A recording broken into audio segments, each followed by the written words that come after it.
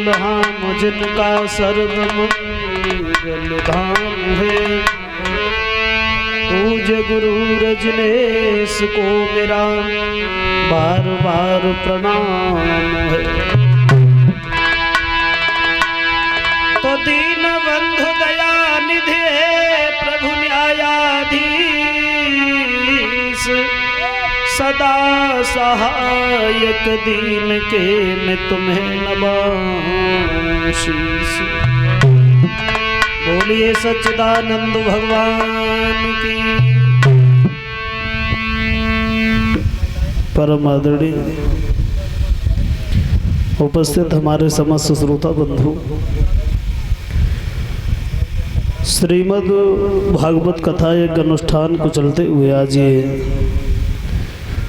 तृतीय दिवस व्यतीत होने के लिए जा रहा है। भक्त और भगवान की चर्चाएं करते हुए सुखदेव जी समझाते हैं कि हे अभिमन्यु के लाल,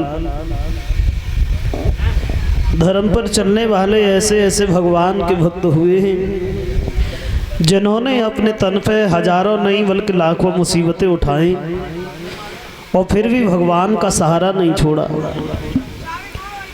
लेकिन ये बात सच है भक्तजनों, जो भगवान के सहारे अपना जीवन जीते हैं,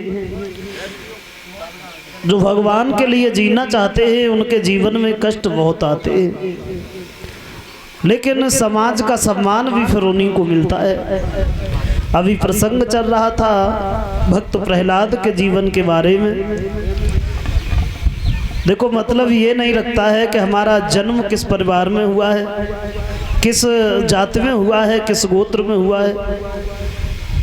सबसे बड़े मायने अगर रखे जाते हैं तो वो हमारे कर्म रखते हैं। अब प्रहलाद वैसे राक्षस परिवार में जन्म हुआ था, लेकिन फिर भी इतने बड़े भगवान के भक्त हुए, इतने बड़े भगवान के भक्त हुए कि जिनके सामने भगवान को स्वयं आना पड़ा। हिरण्यकश्यप ने क्या नहीं किया मरवाने के लिए, पूर्ण प्रयास किया, पहाड़ों की चोटियों से नीचे गिरा दिया, सर्पों वाली कोठरी में बंद कर दिया, हाथी के पैरों तले कुचलवा दिया, लेकिन प्रहलाद नहीं मरे। और ये कहा था कि तू ऐसा कर, भगवान का नाम छोड़ दे। प्रहलाद ने एक ही बात कही कि अगर इन श्वासों का तार टूट जाए तो हो सकता है ये हमसे नाम छूट जाए। जब तक मेरी सांस चल रही है तब तक भगवान का सहारा नहीं छूटेगा। इतना अटल विश्वास है भगवान के भक्त प्रहलाद के हृदय में। अंत में नतीजा ये हुआ है भक्तजनों,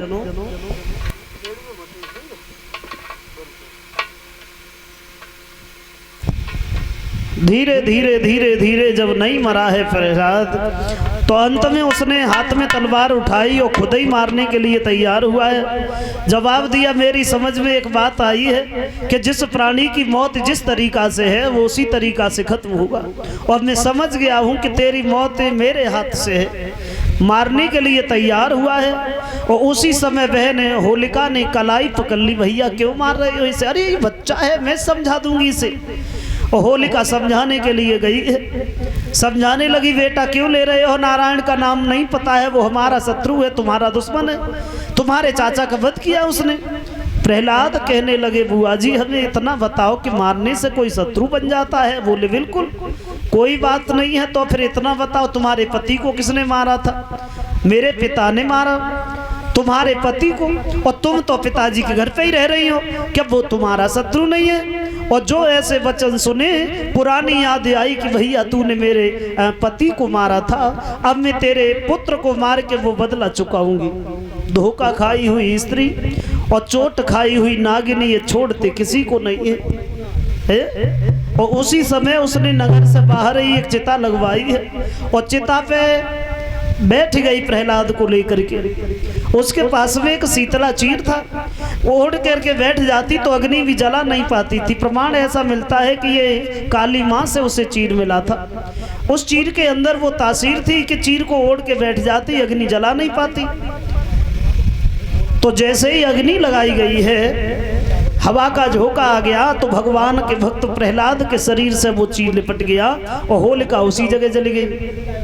जाको राखे साइया बै मार सके नहीं कोई, बाल नबा को कर सके चहु जग बैरी होए। जिसकी रक्षा भगवान करते ही फिर दुनिया का कोई प्राणी उसका बाल बांका नहीं कर सकता है। उसी समय प्रहलाद को देख करके अब तो बहुत ज्यादा क्रोध में है हिरण्यकश्यप, तेरे पीछे मेरी बहन भी मारी गई, क्यों? क्योंकि तेरी मौत मेरे हाथ से है, इसलिए तू नहीं मर रहा है। अब तो उसने एक खंबे को दरबार में ही बहुत गर्म करवा लिया और प्रहलाद से सवाल किया, हमें ये बता कि तेरा भगवान कहाँ है जो हर पल तेरी रक्षा करता है? प्रहलाद बोले, ही पिताजी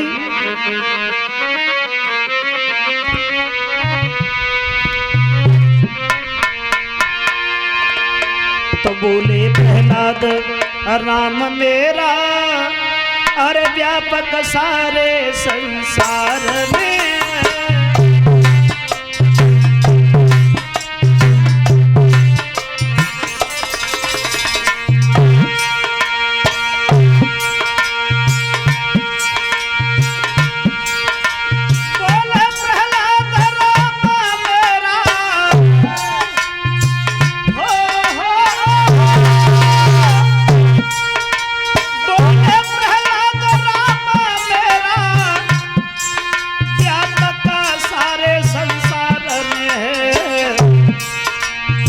तुझ में है और मुझ में है इस खंबा और तलवार में है।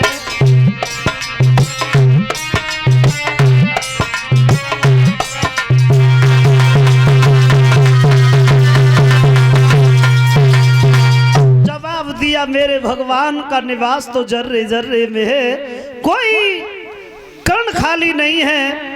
जवाब दिया, अगर तेरा भगवान इस खंभ में है तो ऐसा कर अपने भगवान की जेठ भर। प्रहलाद आगे बढ़े ही तो हृदय कुछ दबने लगा है, इतना लाल खंबा है। भगवान फिर चींटी का स्वरूप बना करके उसी पर रेंगने लगे ही। देखा जब इतनी छोटी चींटी नहीं मर रही है तो हम तो बहुत बड़े। आगे बढ़ करके उस खंभे की जेठ भरी है।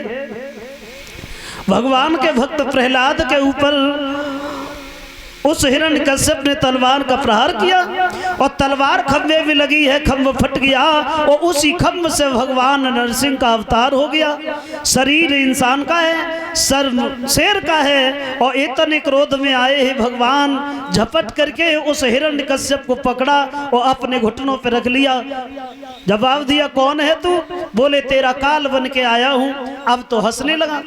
घमंडी जो होते हैं उनका घमंड जब तक नीचा नहीं पड़ता है तब तक समझ में नहीं आता है। जवाब दिया, तू मुझे मारने के लिए क्या आया है? ऐसा ब्रह्मा जी से वरदान मिला है कि मैं तो मरूंगा ही नहीं। भगवान बोले, हमें पहले ये बता कि वरदान मिला क्या है तुझे? बोले, ना हम इंसान से मरेंगे ना जानवर से। भगवान बोले, मुझे क्या कहेगा तू? बोले, हम साल के 12 महीनों में नहीं मरेंगे। भगवान बोले, तेरे लिए ये 13वां महीना मैंने बनाया है जो लौंद का है। क्या? बोले, हाँ। बोले, ना अस्त्र से न शस्त्र से, बड़े बड़े नाखून दिखाए। बोले, इन्हें क्या कहेगा तू? बोले, प्रभु ये तो न कोई अस्त्र है न शस्त्र है। बोले, न दिन में मरेंगे न रात में, संध्या का समय है। यानी जितने वरदान मांगे थे वो सारे वरदान विपरीत है। अंत में नतीजा ये हुआ कि दिन भी था ना रात भी नहीं, अरे संध्या का समय सुहाना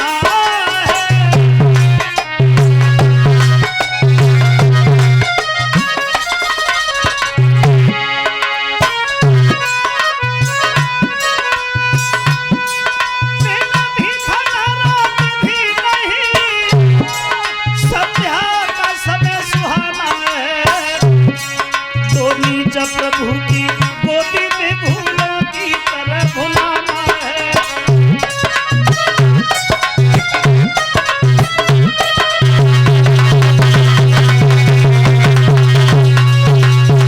जितने वरदान मांगे वो सारे वरदान विपरीत ही। और भगवान ने बड़े बड़े नाखूनों से उस राक्षस का पेट फाड़ दिया। और जब खत्म हो गया, इतने क्रोध में आए हैं भगवान, नेत्रों से ज्वाला जैसी लपटें निकल रही थी और देवता बड़े परेशान। भगवान का ऐसा ही क्रोध बना रहा फिर तो पृथ्वी पर प्रलय आ जाएगी। तो भगवान के भक्त प्रहलाद को ही सामने कर दिया और भक्त को देख करके इतने भाव विभोर है भगवान कि अपनी जीभ से ही चाटने लगे। और जब क्रोध शांत हुआ है तो जवाब दिया, मेरे लाल तुम हमसे कोई वरदान मांगो, हम तुम्हारी भक्ति से बड़े प्रसन्न हैं। तो प्रहलाद ने दोनों हाथ जोड़े, प्रभु तुमसे क्या वरदान मांगे? वरदान केवल इतना दीजिए कि जब तक पिताजी दुनिया में रहे तब तक न तो आपका नाम लिया और ना ही किसी को लेने दिया। अब वो नरक नहीं बल्कि स्वर्ग में ही जाएं। ये वचन सुनकर के भगवान बड़े प्रसन्न हुए। मेरे पुत्र, तुम्हारी जैसी संतान को पाकर के तो माता पिता धन्य हो जाते हैं।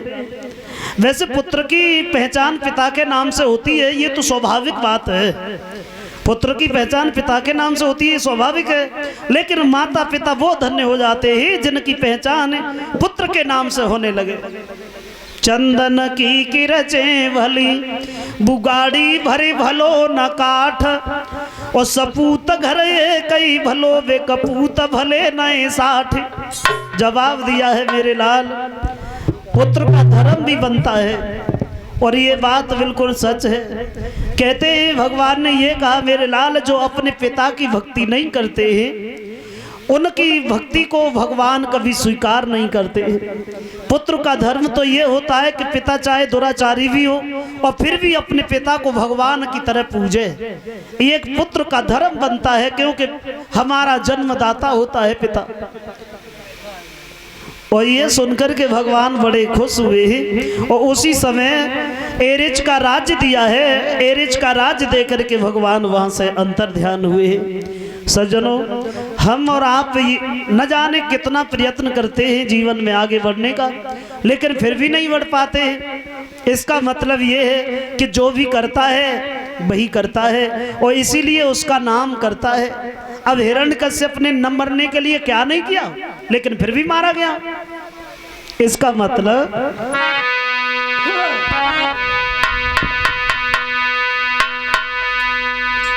कि मारने वाला है भगवान, बचाने वाला है भगवान। मारने वाला है भगवान, बचाने वाला है भगवान।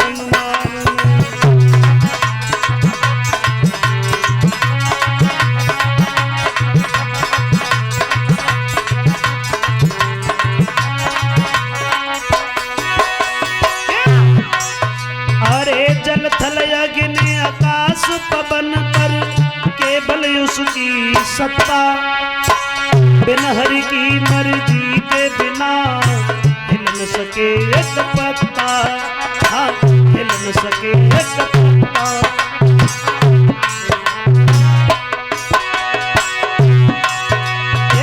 जल थल अग्नि आकाश पवन पर केवल उसकी सत्ता, बिन हरि की मर्जी के बिना हिल न सके एक पत्ता। कहते कभी कि जो भी करता है वही करता है और इसीलिए उसका नाम करता है। हम लोग ये सोचे कि जो भी कर रहा हूं ये सब मैं कर रहा हूं। अगर मैं करता तो इससे पहले भी कर सकता, लेकिन नहीं, मैं कर नहीं रहा हूं, मुझसे ये सब करवाया जा रहा है। मैं तो कुछ भी नहीं कर सकता।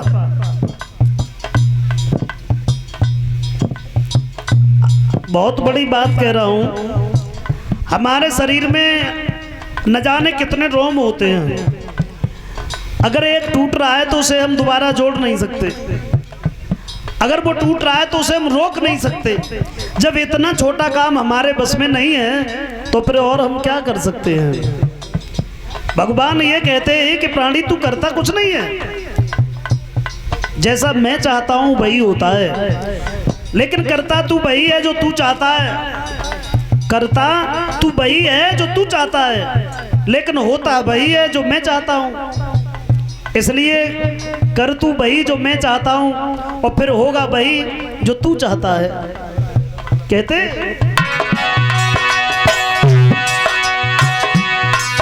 अरे कल क्या होगा इसकी चिंता, उस परम पिता पर छोड़ो। देखेगी दुख को मेरे भैया कोई मुख मत अपना मोड़ो। अरे क्या होनी है क्या अनहोनी, क्या होनी है क्या अनहोनी, इसका उसको ज्ञान मारने वाला है भगवान बचाने वाला है भगवान मारने।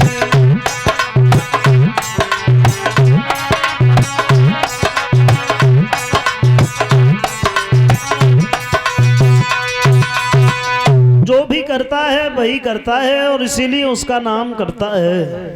बंदा सोचे मैं करूं करनहार करतार, और मेरा किया न होएगा वो होगा हो बनहार। होना तो वही है जो होने वाला है। हमारा कर्म है, हमारा धर्म बनता है कि कर्म करने का। फल की इच्छा भगवान कहते हैं कि तू केवल कर्म कर, फल की इच्छा न कर। तेरे कर्म के अनुसार तुझे श्रेष्ठ ही फल दिया जाएगा। और ये बात सच है कि जो भगवान की बहुत बड़ी कृपा हमारे ऊपर होती है ना, तब वो हमारे रिश्तेदार, हितैषी, धन दौलत, मान सम्मान वो सब छीन लेते हैं। एक बार ऐसा हुआ, भोले बाबा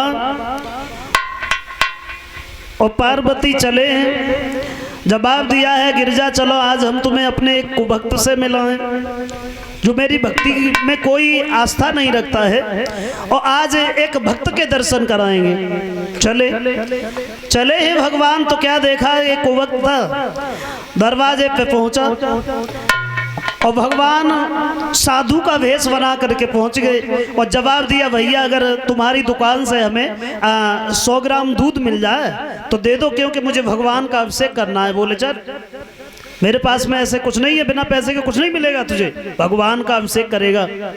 भगवान तेरे खानदान का है क्या? भगवान आगे बढ़े और जितनी दौलत थी उससे दूना कर दिया उसे। और जैसे ही पार्वती ने देखा अब तो रहा ही नहीं गया, प्रभु ये क्या कर रहे हो तुम, उसने तुम्हारा अपमान किया और उसकी दौलत में वृद्धि कर दी तुमने। जवाब दिया अब तुम देखो ये तो कुभक्त था, अब चलो भक्त के दर्शन कराएं। भक्त के पास में गए हैं, क्या देखा एक टूटी सी झोपड़ी है, उसी में एक गैया है और एक बूढ़ी सी माँ है। भगवान गए तो जवाब दिया हमें भूख लगी है, थोड़ा प्रसाद मिल जाता। गाय को दुआ, जितना दूध था वो दोनों को पिला दिया।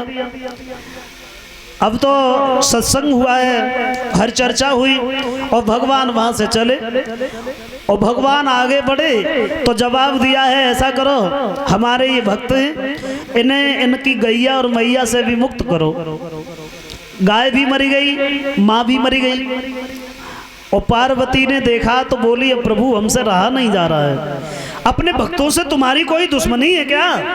है? ये गाय थी और एक माँ थी जिससे थोड़ा समय गुजरता था, बात कर लेता था, सहारा थी, उसे भी तुमने छीन लिया। बोले यही तो मेरी भक्ति है, जब मैं अपने भक्त पे कृपा करता हूँ तो उसका सारा धन वैभव मान सम्मान छीन करके अपने आप में विलीन कर देता हूँ और फिर वो ब्रह्ममय हो जाता है। अभी तक तो ये गाय में और माँ में अटका रहता था, भक्ति में विघ्न पड़ता था, अब ये दोनों नहीं रहेंगी, फिर ये केवल मेरी भक्ति करेगा और फिर इसे परम धाम की प्राप्ति होगी। तो ये होती है भगवान की भक्ति। भगवान जब हमारे ऊपर कष्ट देते हैं तो समझो कि प्रभु कृपा कर रहे हैं। और उसी समय बताया है कि भक्त प्रहलाद को एरिच का राज देकर के भगवान वहां से अंतर ध्यान हुए। तो ऐसे थे भक्त प्रहलाद।